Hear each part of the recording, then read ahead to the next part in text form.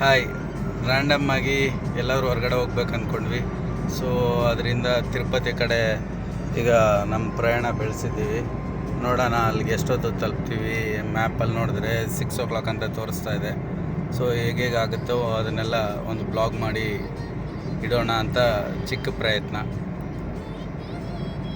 So ಈಗ airport ರೋಡ್ನ cross ಮಾಡ್ತಿದ್ವಿ. ದೇವನಹಳ್ಳಿ ರೂಟಲ್ಲಿ ನಮ್ಮ ಪಯಣ ಕಂಟಿನ್ಯೂ ಆಗ್ತಾ ಇದೆ. ಆನ್ ದ ವೇ ಹೋಗ್ತಾ ಹಂಗೆ ಕೈವಾರ ಊರಲ್ಲಿ ಕೈವಾರ ತಾತಯ್ಯನ ದೇವಸ್ಥಾನ ಸಿಗುತ್ತೆ. ಸೊ ಅದರ ಎಂಟ್ರೆನ್ಸು ಇಲ್ಲಿಂದಾನೆ.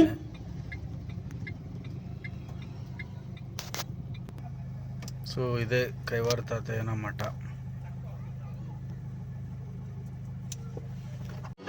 ಮಠದ ಒಳಗಡೆ ಕೈವಾರ ತಾತಯ್ಯಂದು ದೇವಸ್ಥಾನ ಎಲ್ಲ ಇದೆ. ಈ ರೀತಿ ಇರುತ್ತೆ. ಇದೇ ಎಂಟ್ರೆನ್ಸ್. ಇದೇ ದೇವಸ್ಥಾನದ ಒಳಗಡೆ ಕೈವಾರ ತಾತಯ್ಯ. ಮಧ್ಯದಲ್ಲಿ ಹಿಂಗೆ ನಿಲ್ಲಿಸ್ಬಿಟ್ಟು ಒಂದು ಸೀಬೆಹಣ್ಣು ತೊಗೊಂಡು ತಿಂತಾ ಇದ್ವಿ. ಅದ್ರ ಮಧ್ಯೆ ಮಳೆ ಬೇರೆ ಶುರುವಾಯಿತು.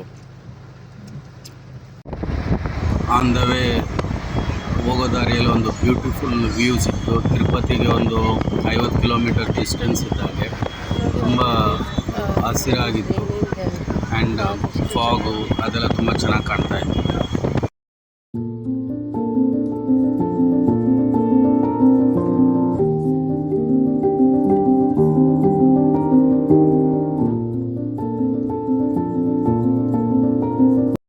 ತಿರುಪತಿ ಎಂಟ್ರೆನ್ಸಲ್ಲಿ ಫುಲ್ಲು ಜಾಮ್ ಆಗಿತ್ತು.